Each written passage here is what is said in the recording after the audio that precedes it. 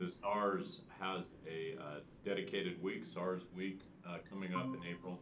Our team, Dwight, and has really reached out and put together a video, about a 5-6 minute video that encapsulates also a search and rescue recovery of a gal that fell off a cliff in Washington up on the falls, and just a great video. But that event turned into a docudrama, and Dwight is arranged with the Cineplex with Destiny Theaters in Hermiston, and I believe is in the works with another, at least one theater here in Umatilla County for that to be shown. They expect a large crowd. I just wanted to give everybody a heads up that that is coming. And if you do get a chance to go to that docudrama, I think it's going to be well worth it.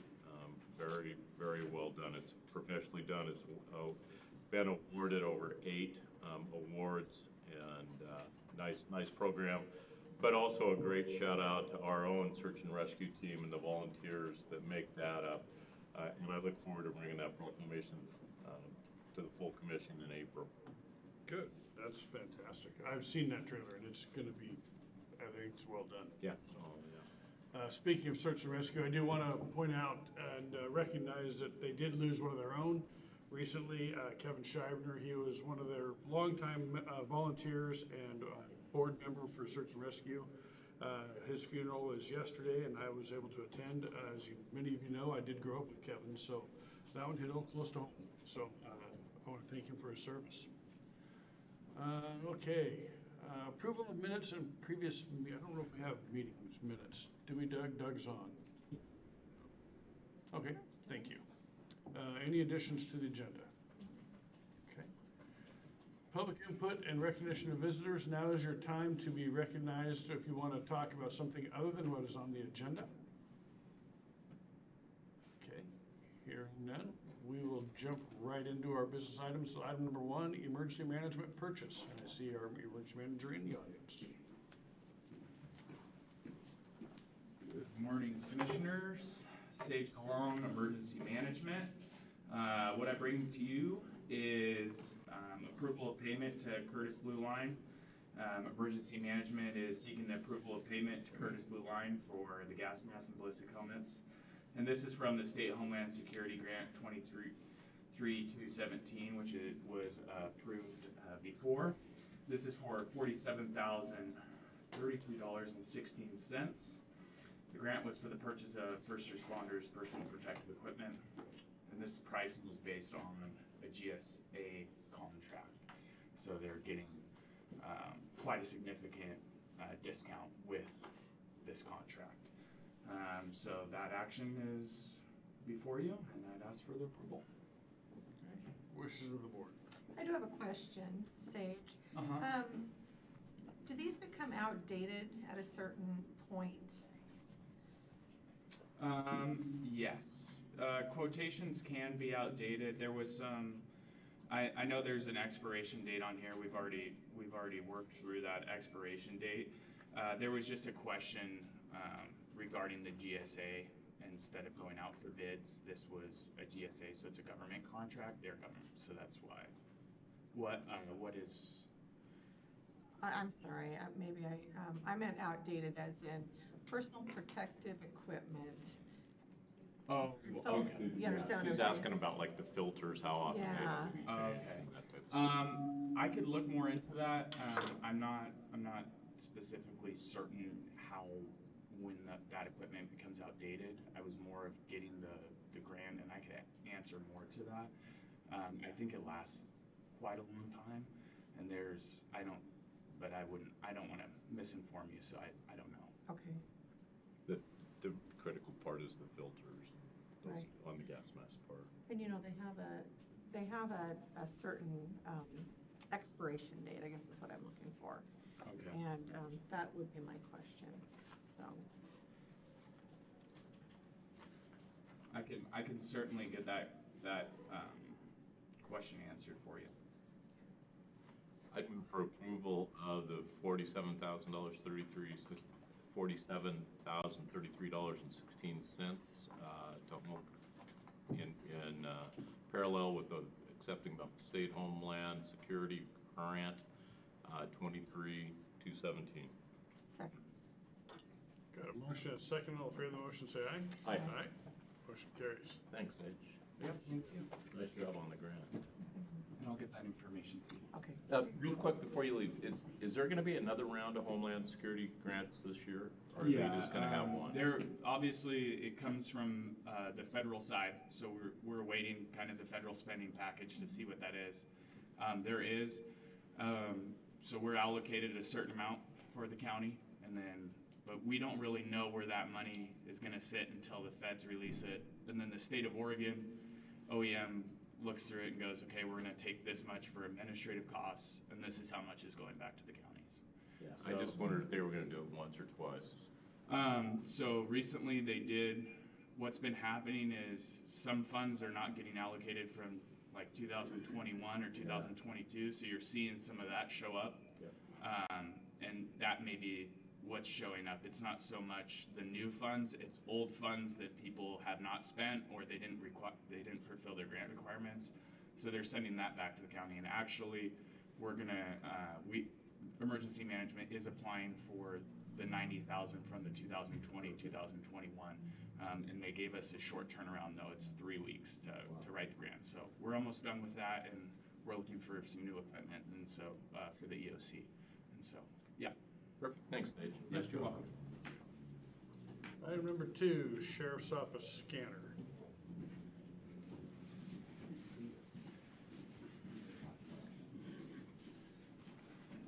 Morning, Commissioners. Lieutenant Dustin Erickson, Corrections Division of the Sheriff's Office at 4700 Northwest Pioneer Place. Today I bring before you the renewing the warranty for the Pendleton Courthouse X-ray scanner. Amount of $5,728.90. With the Pendleton machine, it's become a yearly renewal. I have looked at more years, 3 years, 5 years. Seems to be the most cost-efficient one is just to do the 1 year. In addition to that, I have also looked into if it would be cost-effective to renew the machine at this point, which when you have a brand new machine come in, when it comes in, it comes with a 5-year warranty. The problem that I did see with that is that if we did bring in a new machine and got the 5-year warranty, we were very fortunate when we brought the new one to Hermiston here just a couple of years ago. The state marshals had a abundance of funds still left over in their fiscal year. We got really lucky, and the state marshals were able to float the whole bill for that machine. These machines are expensive. Like they said, this isn't going to happen every time. I believe on the one for Pendleton, they paid a certain amount, and then the county matched the rest of that amount, which was significant. I didn't really find that was going to be a thing to go through all the legwork to kind of go down that path. So again, here we are back at the yearly update on the warranty, and just kind of a few other points with it. If we don't carry the warranty on it, it gets extremely expensive because the service has to be done by Astrophysics itself. If we don't have the warranty, what happens is we pay for their airfare, their travel, their lodging, along with equipment. And just along when they came out this year, we had a thumping in the conveyor belt of the machine here in Pendleton. They found that the UPS battery replacement just began to fly out here would have been just $5,000 to replace and go through the machine and replace that alone. Of course, with the warranty coverage, them coming out, checking the machine, and replacing that didn't cost us anything. So, One question. yeah. One question I had is when this went down and or had issues, there was a big discussion on who's responsible if we need to bring a temporary one in and that one has to get sent out, or if that one can't be repaired fairly quickly. That's a great question. I can definitely get an answer to that. That's not something that's really crossed my mind if we needed a replacement. I know with the warranty, there is like they're here within 72 hours. They come out of California, but they are here, and I want to say 72 hours is what sticks in my mind. It could be just a little off from that, but it's a pretty quick. No, they were here pretty quick. Yeah. And they were actually able to fix the problem easier than they thought they were gonna have to. Right. But at first, they were talking about a 3 to 5 day down while they waited for parts. That is information was never So relayed to me. one of the questions was, in that period, is there an available machine to bring in during that time? Take 10 days for that machine. Probably. I could You're probably right. look into that and have an answer for you. Because I think they told us they had a machine, but they couldn't tell us if we were gonna have to pay freight or anything to get it in during the period, so. I would assume that it would be covered under warranty if we ran into a situation like that. I do know that the part that they thought they were going to have to replace is here in the closet at the security station. We were just talking about that this morning. So I know we do have a part that if it was the conveyor belt was thumping, then the machine never did actually go down. I don't know if the part arrived later or if how that all transpired, but it's a question that I can definitely ask and relay that information to you. Just curious. Yeah, I would be curious as well because that's something We have 2 other machines too. Right. And I guess worst case scenario, if we had to move one around or something, Absolutely. but it'd be better if we had covered. Anyway, that was the question So does this include the calibration of the machine? Yes, so it comes with the warranty comes with a yearly excuse me comes with a yearly maintenance plan. They usually contact me and like, hey, we're ready to come up and they go through the machine. They do testings on the radiation output and all the things that happen with the machine. They go through, make sure everything's functioning properly, and all the other parts like the battery backup and things like that are all good. That's all included in the warranty as well. Not to include any other costs if we do run into an issue. I would say that this is the first time this year that we've had to even call about any kind of thing with the machines. They've been pretty reliable to this point, but I know Any younger?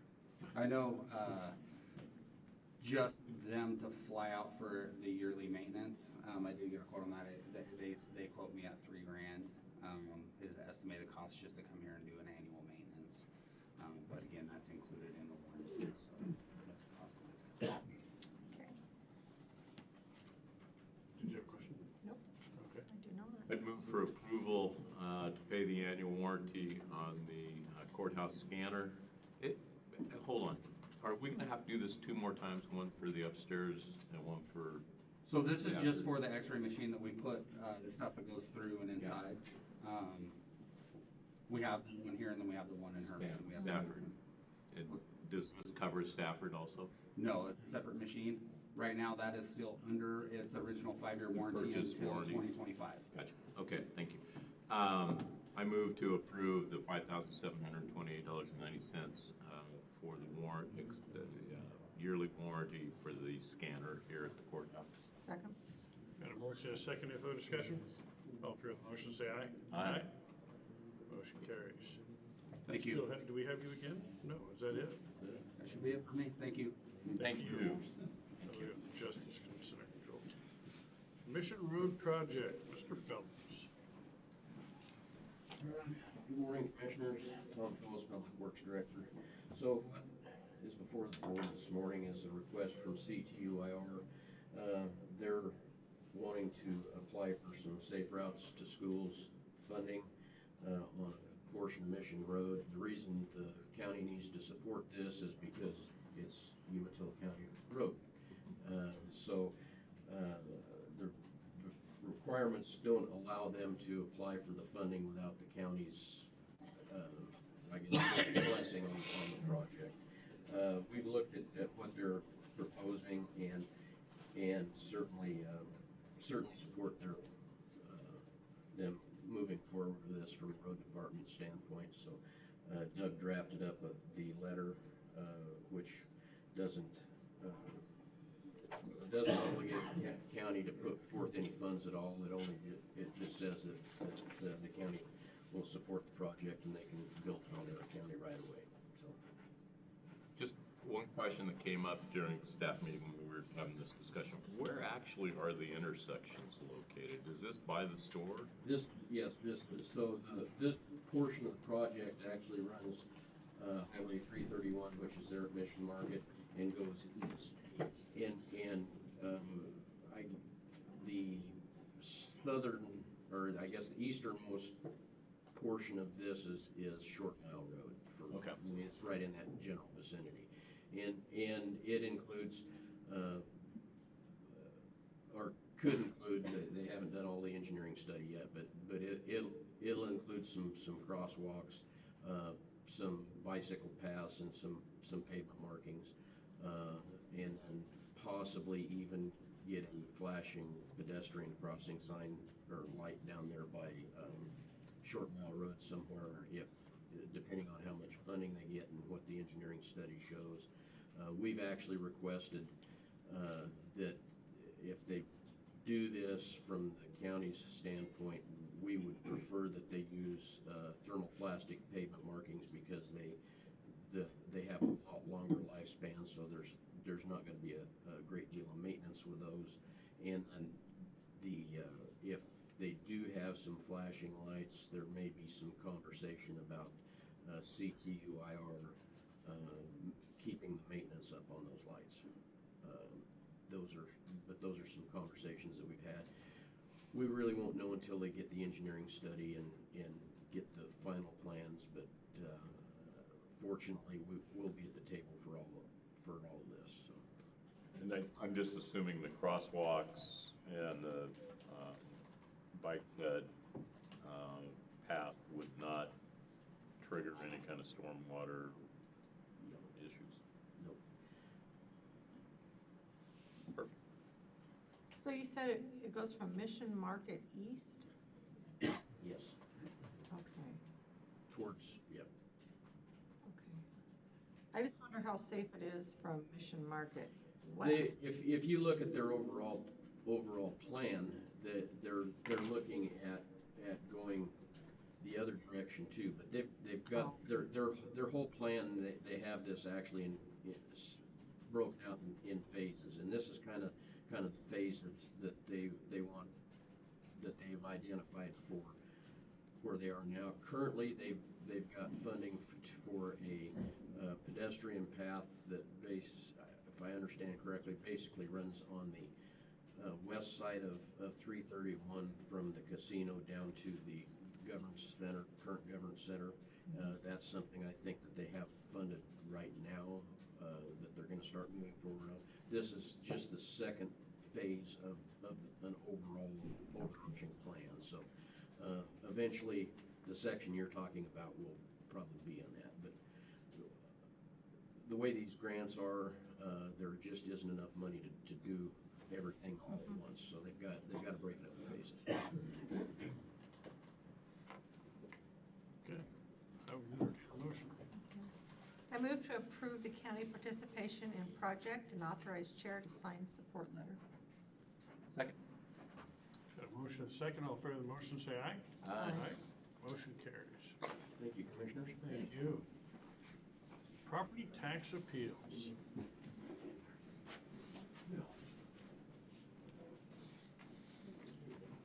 Good morning, Commissioners. Yeah, this isn't a test screen like my other one. Before you is the Board of Property Tax Appeals order on what their resolutions were.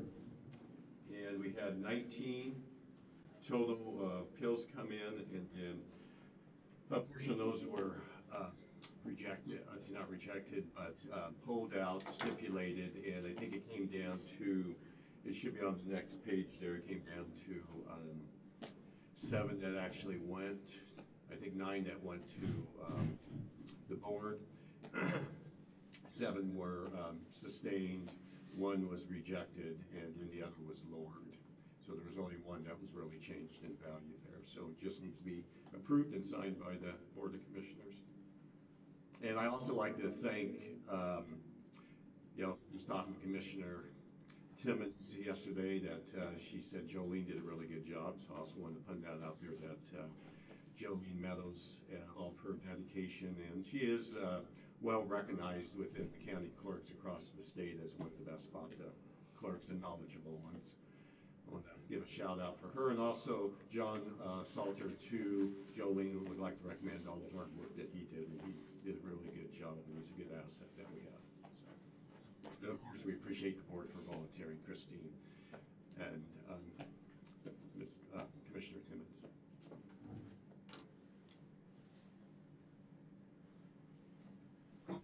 Comments? I just want to say, Dan, you're right on. I mean, Jolene, that was very well organized. And we had to go through some training. And I thought, John, you're right, was excellent. But I thought that everybody that came in from taxation and assessment sat at that table and presented. Everything was very well thought out, and they had certainly done their homework. There was a lot of work to that in all different areas.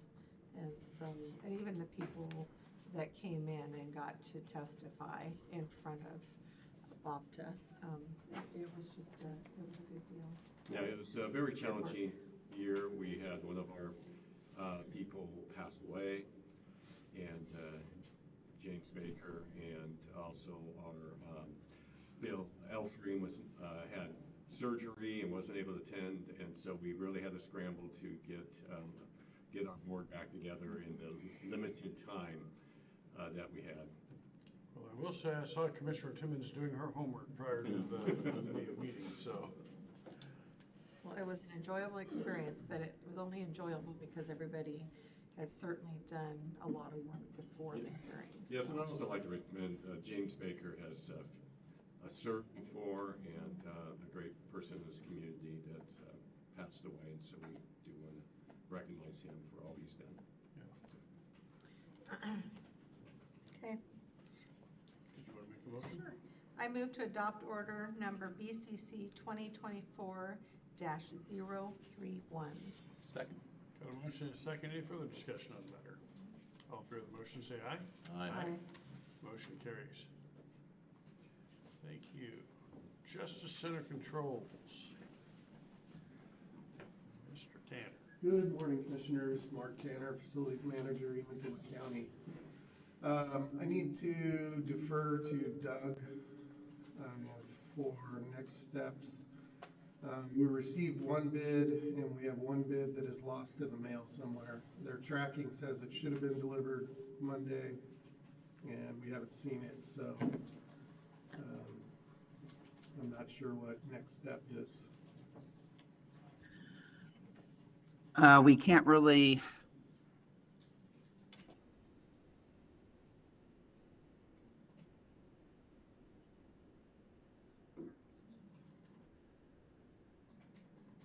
Then I would recommend we reissue.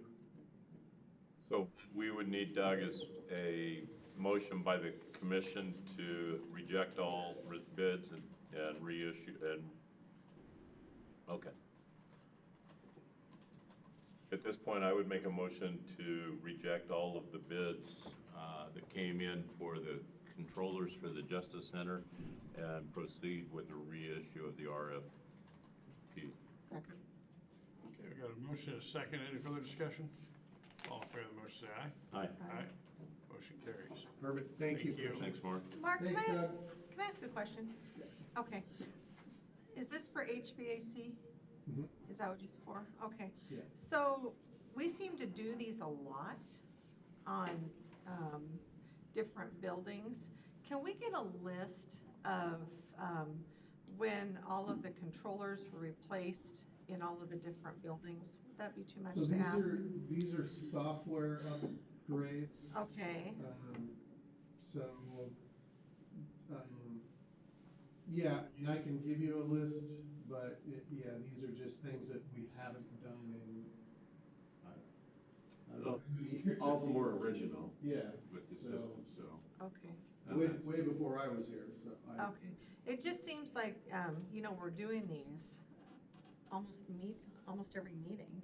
And it'd be nice to kind of have a list of, what was recently done and what you see coming down the pike, or, I know it's hard to tell what's gonna happen, but, None of the smaller facilities have these kind of controls in place, so it's only the bigger ones. So the Justice Center is really the last of the ones that we have systems in. okay. But you're not I guess I caught this for the first time.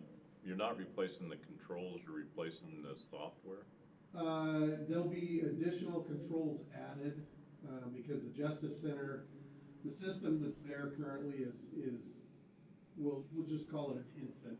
Okay. It is very basic, and we're wanting to take control of the entire building like we do here in Stafford Hansel, So is it common with Stafford Hansel and here then, same software package operates it too? Correct. Yeah, that was Well operated. my intent, was we get all the buildings on the same Yeah. system so that they're all operating from the same software. So right now, One phone we will do it. go log in and we can go to Stafford Hansel, we can go to Juvie, and eventually we'll be able to go to the jail. Okay. Yeah, when you said log into, that included the courthouse. Yeah, courthouse. On there. 2007 would have been the jail, 2005 was the original in the Stafford Hansel, and 2000 was the one here at the courthouse originally, and juvenile, I think, was like 2001 or somewhere. Wait, I messed that up. The one at the courthouse originally was 2009, and juvenile was 2009 when those older ones were put in. Part of the problem at the jail is it's no longer supported at all. There's nobody knows, even left alive, that can, if it breaks, or Yeah, and right now, like, Riley will have to help Brandon get logged into it, and then the next day, he can't log into it again, so it's really kind of problematic right now. Okay. I was just curious. I mean, Yeah. so, okay. Thank you. Yeah. Thank you. Public health controls access. okay, my computer just locked on me. You need to borrow mine? That'll be fine, I'll look up here. Okay, good morning, Commissioners. Dan Lanai, Director of Administrative Services. Before you is to actually add, we have one door that's fobbed down at the Health Department across the street in Pelhamton here, and this will be to fob multiple other doors so we can eliminate keys. I don't want to really go into the weeds of what we discussed a few days just because of security issues and that, but this would really tighten up security there and allow us to log access to all the different, to medication room and stuff along those lines. So it is a definite improvement and would be a big step forwards in with our security on that, perimeter security. Any comments or questions? I move to approve payment to Unitech Communications to install controlled access system at the Public Health Building for $8,232.32. Second. Got a motion and a second. All in favor of the motion, say aye. Aye. Motion carries. Within that, Commissioner Schaefer, there's also a spot on the quote needs to be signed too, so that we can return that to them. I think I, Please. that spot there, Yep. Doug takes very good care of us. Okay. Just wanted to make sure so Doug's not physically with us at the moment. He so. did it before he left. He's like I said, he's on top of it. Thank So, you. Thank you, Commissioners. Thank you. Okay, server upgrade. That sounds like you too. Yes, so on this is for we're repurposing equipment that we have, but we need to upgrade the software, and it's for our forward-facing servers, the ones that the public actually have access to, such as the web server, access to the assessment or clerk's records and all those things. So we're just asking for upgrade to the software. We intended that we would spend up to $20,000 in our plan originally, but due to price changes and there's actually one less server than we anticipated, we're actually only looking at $8,000 and change for that. can't see it, but I think Robert's smiling on the inside. So, 20, so you're looking at 20, changing to 2022? So right now, the system runs at R 2012 R2. And right now, the latest system that you can buy is 2022 through Microsoft. That is the newest, greatest product that they have out there. Okay. I have a question, Dan. Yes. On Friday, I'm going to go to Amazon and take a tour of a data center.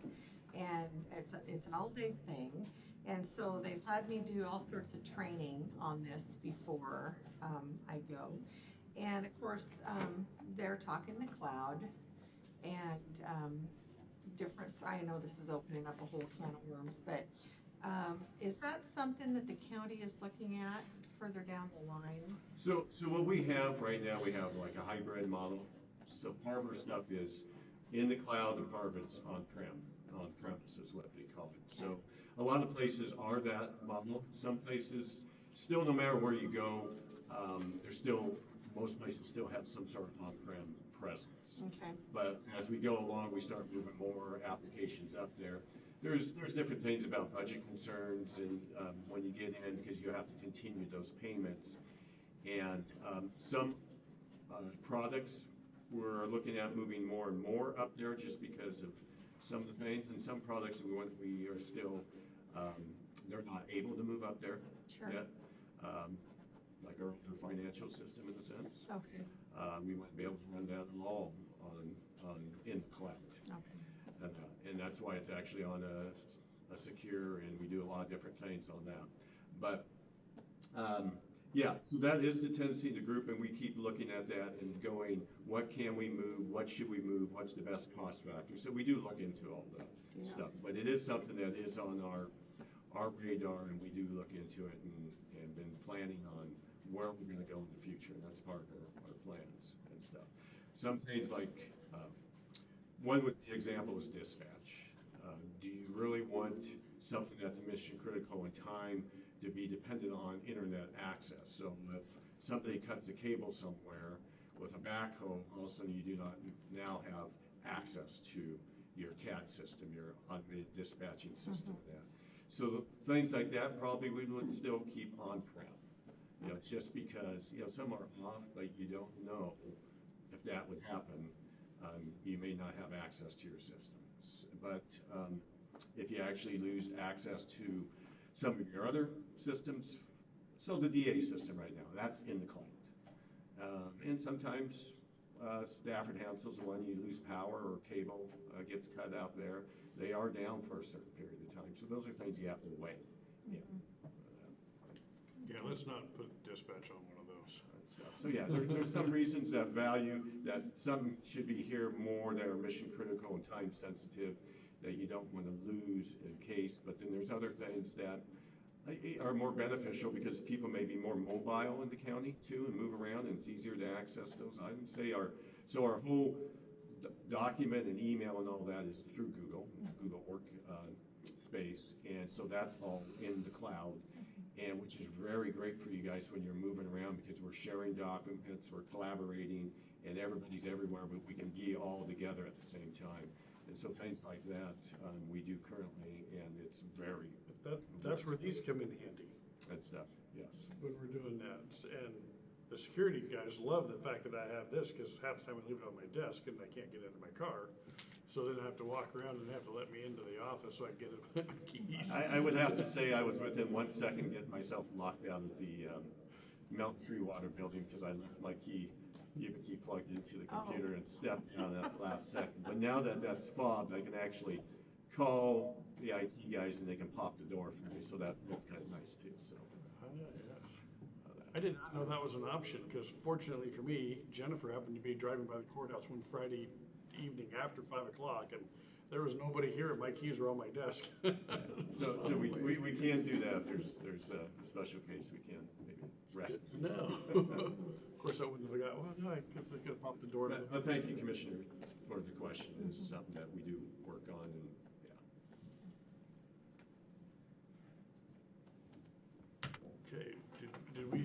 motion on I that don't one? think so. Yes. Did we? Did we? No, not that one. Oh, okay. All right, I move to authorize purchase of upgraded server licenses for the DMZ servers in the amount of $8,371.96. Second. Got a motion and a second. All in favor of the motion, say aye. Aye. Aye. Motion carries. Thank you, Thanks, Commissioners. Jason. Thanks, Dan. Personnel policies. Good morning, Commissioners. Jennifer Blake, HR Director. What's here before you today is four policies to update for our personnel manual. As you know, we're working towards going live with the Lexipol policy system with some of the changes in policies with the state of Oregon, Senate bills, other things that necessitated us to update these policies prior to being able to go live with Lexipol. So what is before you today is to update the list for policy 2.8, salary exempt positions, policy 4.3, which is attendance and leaves.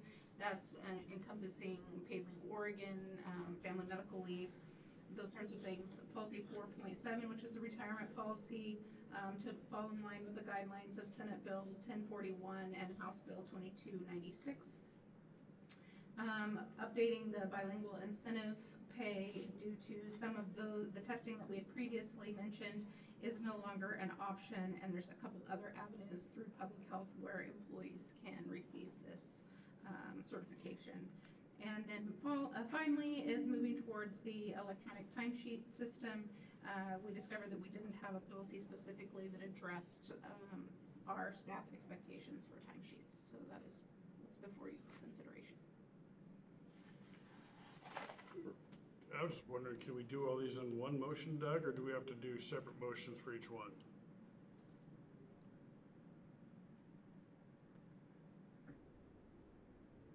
Thank you.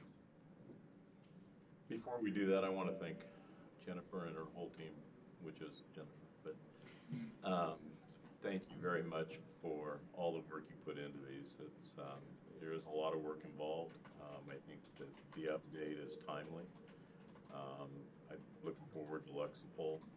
I think everyone is, to be honest with you. But thank you very much for all the work on this. I agree, Dan. There was a lot of work put into this, you could tell. So, thank you. I'd move for approval of the updated HR policies. Second? Got a motion and a second. Any further discussion?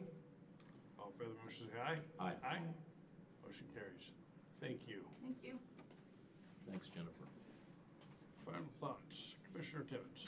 I'm looking forward to this evening and going to Hermiston's Distinguished Citizen Banquet, listening to Dan MC, and I'm just looking forward to that. So there's a lot of discussion because I think it's being hosted by the hospital By the Good Shepherd Foundation. and I think people are very excited about that. And the change, yeah, I think so. And see what changes. A little different format, A yeah. little different. So anyway, looking forward to that. Sounds good. No pressure there. Yeah, apparently not. Commissioner Dahl. I have nothing. All right. I too have nothing. I've already said my piece. So with that, we are adjourned. Thank you, everybody.